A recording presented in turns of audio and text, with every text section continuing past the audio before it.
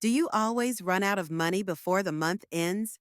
Here's a simple budgeting trick that works for anyone, at any income, and you can learn it in under a minute. It's called the 50-30-20 rule. Here's how it works. Step 1. Take your total monthly income. That's your salary, business income, or any money you earn.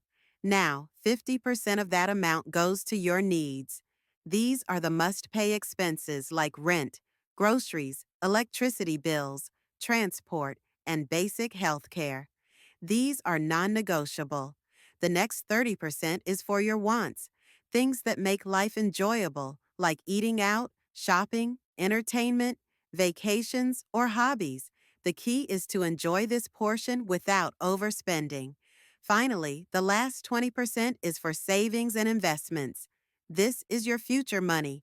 It can go into an emergency fund, mutual funds, stocks, fixed deposits, or even starting a side business.